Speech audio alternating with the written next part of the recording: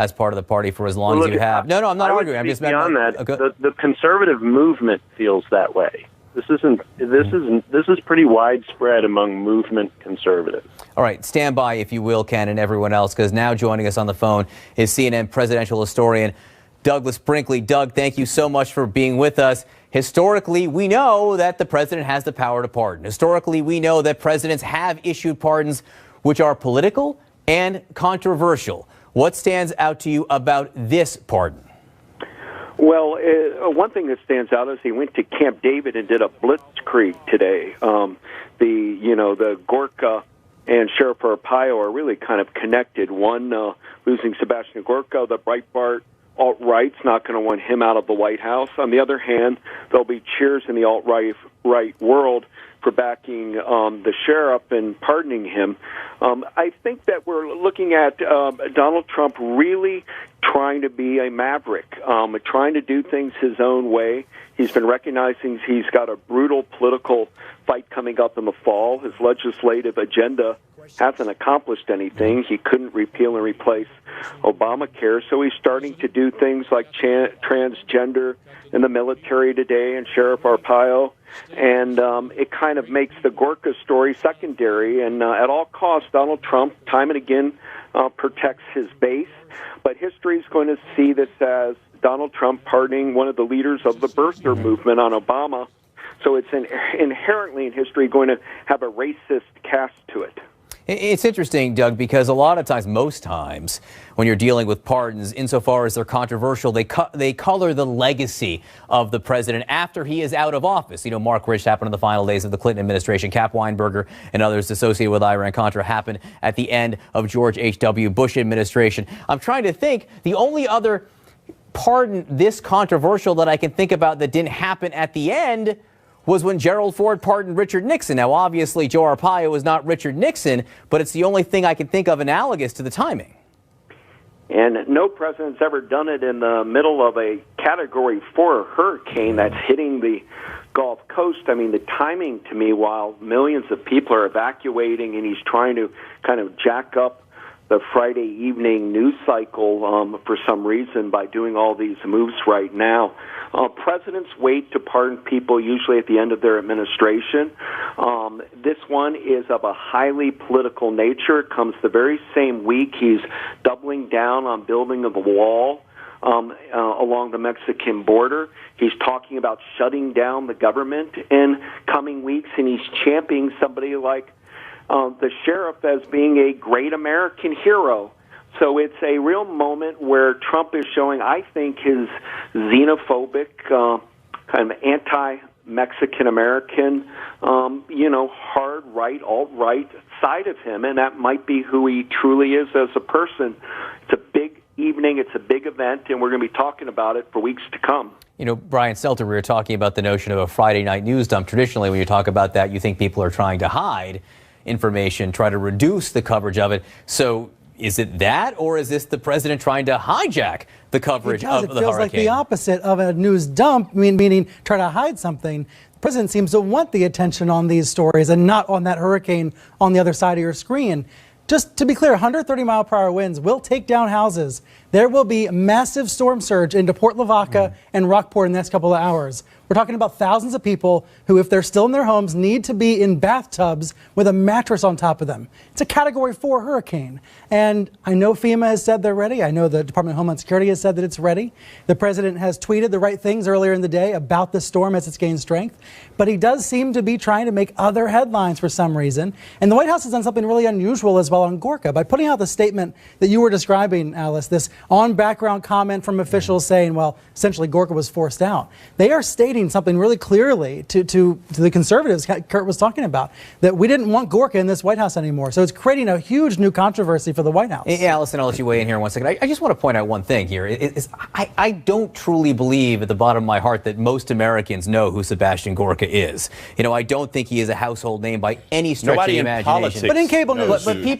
Not everyone in politics Nobody knows him. Nobody in politics knows who Sebastian Gorka is. But the people who do know him are a very specific group of Republicans. That's why it's leading Breitbart right now. It's a very, very limited audience. Absolutely. Look, to the point you guys were making about the president wanting to draw attention to this, if he wanted to draw attention to pardoning Sheriff Arpaio, he would have done it when he was in Arizona, or he'd done it this week. He wouldn't have dumped it on a Friday night. And if they wanted to draw attention to the White House flexing their muscles and getting rid of Gorka, they would have done it earlier on the day. They clearly wanted this to get dropped in the headlines. And unfortunately, we're talking about this instead of letting people know in the hurricane's path what they can do to protect themselves. But this is the state of play that we're in.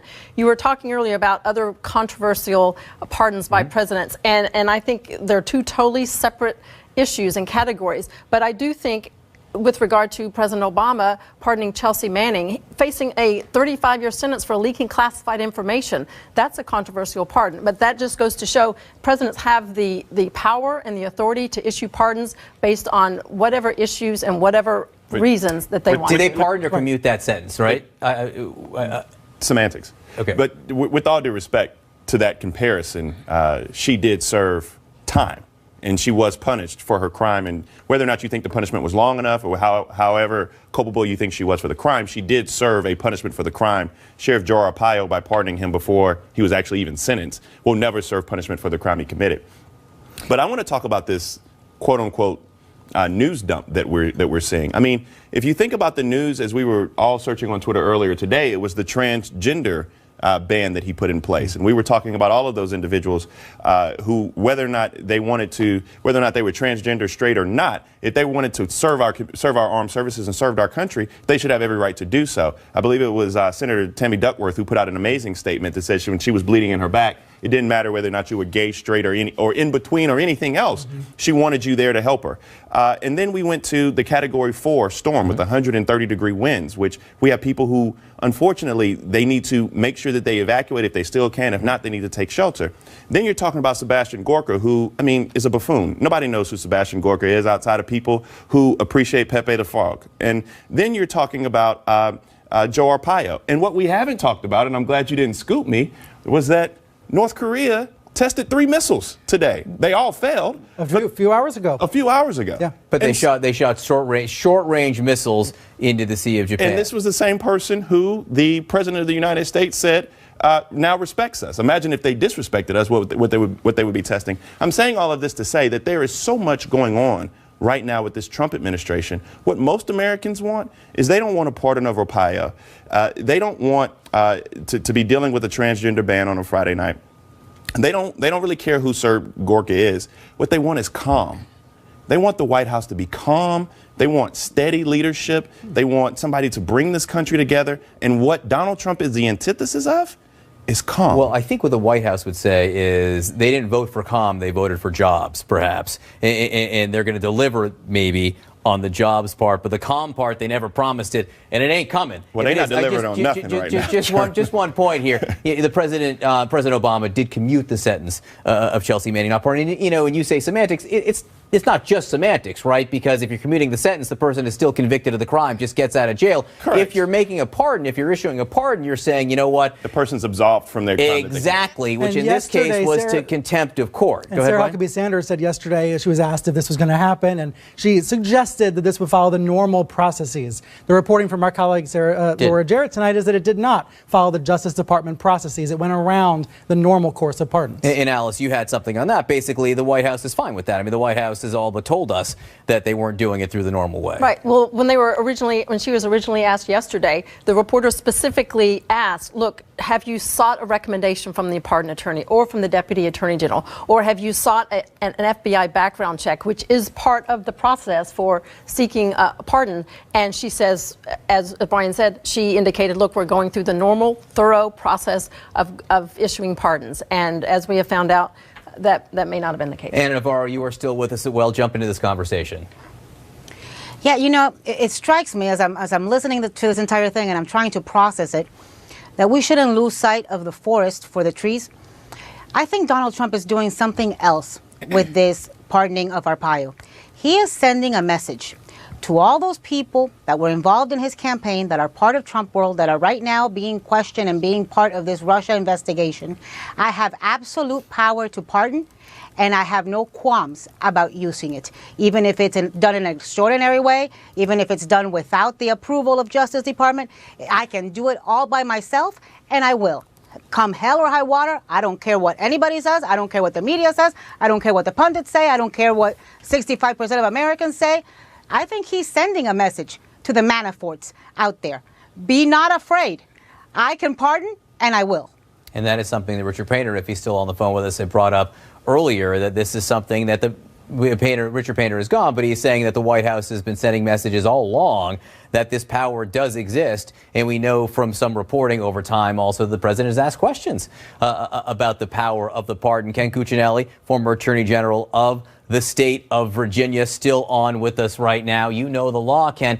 Do you take that message from this, that the president would be willing, if he sees fit, to issue pardons in the Russia investigation if it does lead to any convictions ultimately?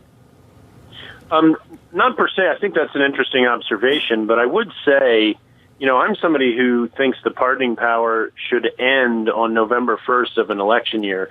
So you shouldn't be able to pardon people after Election Day at the end of any term.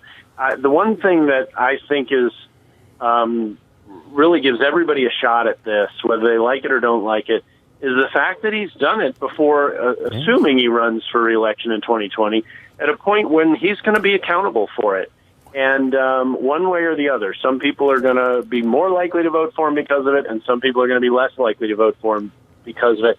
But I will give him the credit for doing it straight up here, when he is actually accountable for it.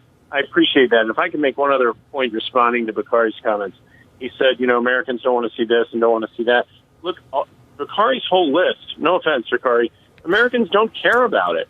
There are a small portion of people who care about Gorka if they even know who he is. There's a small portion of people in this country who really care a lot about this pardon, even if they know about it. That's not true at all. Outside of Arizona.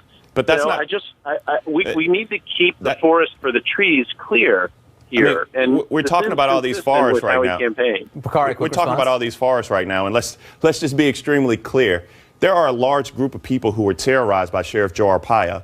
There are immigrants, undocumented immigrants. There are people who actually were legitimate citizens of this country who were ripped apart, had to show their papers, put on the side of the road, racially profiled. There are people who legitimately are concerned and fearful about somebody like Joe Arpaio because he got to be racist and hide behind a badge.